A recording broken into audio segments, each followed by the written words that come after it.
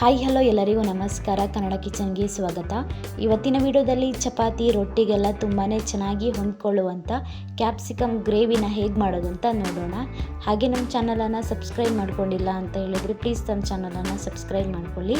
ಹಾಗೆ bell ಐಕಾನ್ನ click ಮಾಡಿ.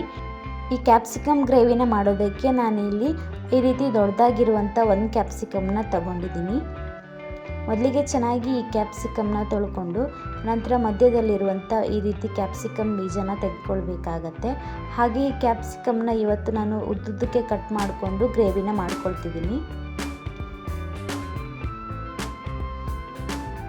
ಈ ರೀತಿ ಉದ್ದಕ್ಕೆ ಕ್ಯಾಪ್ಸಿಕಮ್ನ ಕಟ್ ಮಾಡ್ಕೊಳ್ತಿದ್ದೀನಿ.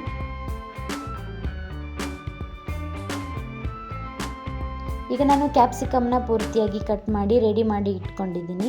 ನಂತರ ಈ ಕ್ಯಾಪ್ಸಿಕಮ್ ಗ್ರೇವಿ ಮಾಡೋದಕ್ಕೆ ಇದಕ್ಕೆ ಬೇಕಾಗಿರುವಂಥ ಮಸಾಲನ ನಾವು ಹುರ್ಕೊಳ್ಬೇಕಾಗುತ್ತೆ. ಮಸಾಲ ಹುರಿಯೋದಕ್ಕೆ ನಾನಿಲ್ಲಿ ಒಂದು ಫ್ರೈ ಪ್ಯಾನ್ನ ಇಟ್ಕೊಂಡಿದ್ದೀನಿ.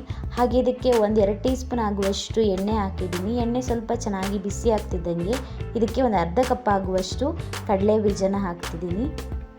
ಕಡಲೆ ಬೀಜನ ಹಾಕಿ ಚೆನ್ನಾಗಿ ಹುರ್ಕೊಳ್ಳಿ.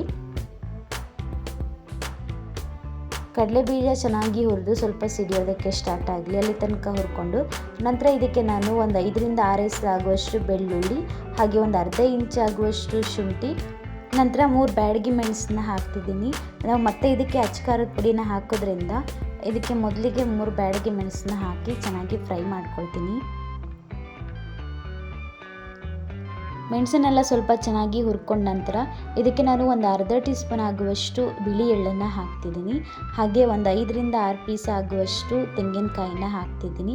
ತೆಂಗಿನಕಾಯಿ ತುರಿ ಇದ್ದರೆ ತುರಿನೇ ಹಾಕ್ಕೊಳ್ಳಿ. ಹಾಗೆ ಇದಕ್ಕೆ ನಾನು 1 ಟೊಮೆಟೊನ ಕಟ್ ಮಾಡಿ ಹಾಕ್ತಿದ್ದೀನಿ. ಇದನ್ನೆಲ್ಲ ಸ್ವಲ್ಪ ಚೆನ್ನಾಗಿ ಫ್ರೈ ಮಾಡ್ಕೊಳ್ಳಿ. ಟೊಮೆಟೊ ಎಲ್ಲ ಸ್ವಲ್ಪ ಚೆನ್ನಾಗಿ ಫ್ರೈ ಆಗಲಿ.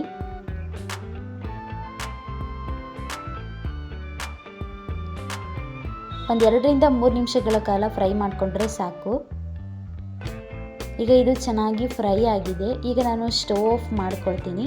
ಇದು ಸ್ವಲ್ಪ ಬಿಸಿ ಆರಲಿ. ಬಿಸಿ ಆರಿದ ನಂತರ ಒಂದು ಮಿಕ್ಸಿ ಜಾರ್ಗೆ ಹಾಕಿ ಇದನ್ನ ರುಬ್ಕೊಳ್ಳಿ ನೈಸಾಗಿ. ನಂತರ ನಾವು ಕ್ಯಾಪ್ಸಿಕಮ್ನ ಫ್ರೈ ಮಾಡಿ ತೆಗೆದಿಟ್ಕೊಳ್ಬೇಕಾಗತ್ತೆ. ಈ ರೀತಿ ಸ್ವಲ್ಪ ಎಣ್ಣೆಯಲ್ಲಿ ಕ್ಯಾಪ್ಸಿಕಮ್ನ ಫ್ರೈ ಮಾಡಿ ತೆಗೆದಿಟ್ಕೊಳ್ಳೋದ್ರಿಂದ ಈ ಗ್ರೇವಿ ತುಂಬಾ ರುಚಿಯಾಗಿರುತ್ತೆ. ಕ್ಯಾಪ್ಸಿಕಮ್ ತಿನ್ನುವಾಗ ಸ್ವಲ್ಪ ಕ್ರಂಚಿಯಾಗಿರುತ್ತೆ.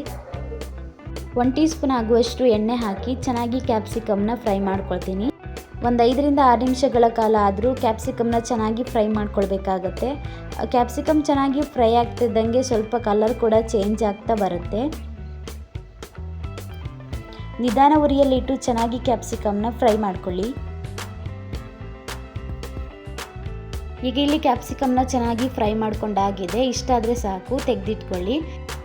ನಂತರ ನಾನು ಇಲ್ಲಿ ಹುರಿದಿಟ್ಕೊಂಡಿರುವಂಥ ಮಸಾಲನ್ನು ಕೂಡ ಮಿಕ್ಸಿ ಜಾರ್ಗೆ ಹಾಕಿ ನೈಸಾಗಿ ರುಬ್ಬಿ ರೆಡಿ ಮಾಡಿ ಇಟ್ಕೊಂಡಿದ್ದೀನಿ. ಹಾಗೆ ಸ್ವಲ್ಪ ನೀರನ್ನು ಕಡಿಮೆ ಹಾಕಿ ರುಬ್ಕೊಂಡಿದ್ದೀನಿ. ನಂತರ ಈ ಕ್ಯಾಪ್ಸಿಕಮ್ ಗ್ರೇವಿ ಮಾಡೋದಕ್ಕೆ ನಾನಿಲ್ಲಿ ಸ್ಟವ್ ಆನ್ ಮಾಡಿ ಒಂದು ಬಾಣಲೆನ ಇಟ್ಕೊಂಡಿದ್ದೀನಿ.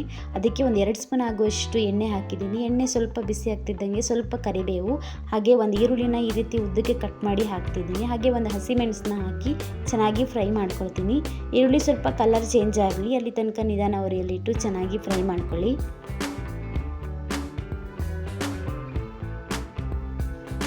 ಈಗ ಈರುಳ್ಳಿ ಕೂಡ ಚೆನ್ನಾಗಿ ಫ್ರೈ ಆಗ್ತಾ ಇದೆ.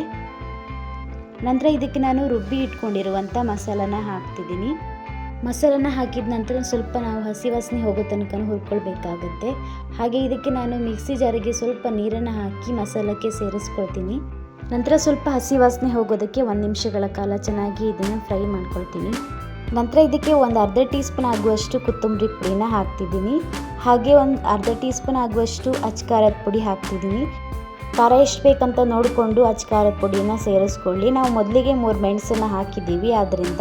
ನಂತರ ಇದಕ್ಕೆ ಒಂದು 1/4 ಟೀ ಸ್ಪೂನ್ ಆಗುವಷ್ಟು ಅರಿಶಿನ, ಹಾಗೆ 1/4 ಟೀ ಸ್ಪೂನ್ ಆಗುವಷ್ಟು ಕಸೂರಿ ಮೇಥಿನ ಹಾಕಿ ಚೆನ್ನಾಗಿ ಫ್ರೈ ಮಾಡ್ಕೊಳ್ತೀನಿ. ಇದನ್ನು 1 ನಿಮಿಷಗಳ ಕಾಲ ಚೆನ್ನಾಗಿ ಫ್ರೈ ಮಾಡ್ಕೊಳ್ಳಿ. ನಂತರ ಇದಕ್ಕೆ ಹುಳಿಗೋಸ್ಕರ ಒಂದು ಅರ್ಧ ಕಪ್ ಆಗುವಷ್ಟು ಮೊಸರು, ಹಾಗೆ ರುಚಿಗೆ ತಕ್ಕಷ್ಟು ಉಪ್ಪನ್ನು ಹಾಕಿ ಚೆನ್ನಾಗಿ ಒಂದು ಸಲ ಮಿಕ್ಸ್ ಮಾಡ್ಕೊಳ್ತೀನಿ.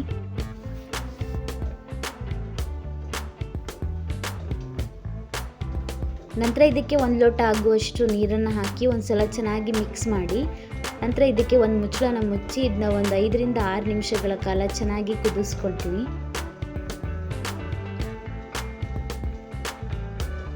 ಈಗ ಚೆನ್ನಾಗಿ ಕುದ್ದು ಗ್ರೇವಿ ಕೂಡ ಗಟ್ಟಿ ಆಗ್ತಾ ಇದೆ. ನಂತರ ಒಂದು ಸಲ ಹಾಗೆ ಇದನ್ನ ಚೆನ್ನಾಗಿ ಮಿಕ್ಸ್ ಮಾಡ್ಕೊಳ್ಳಿ.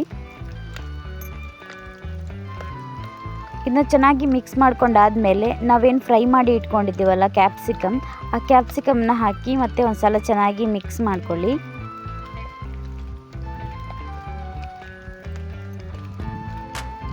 ನಂತರ ಕ್ಯಾಪ್ಸಿಕಮ್ನ ಹಾಕಿದ ಮೇಲೆ ಮತ್ತೆ ಇದನ್ನ ಒಂದು ಸ್ವಲ್ಪ ಕುದಿಸ್ಕೊಳ್ಬೇಕಾಗತ್ತೆ. ಸ್ವಲ್ಪ ಕುದಿಯೋದಕ್ಕೆ ನಾನು ಮತ್ತೆ ನೀರನ್ನು ಹಾಕ್ತಿದ್ದೀನಿ.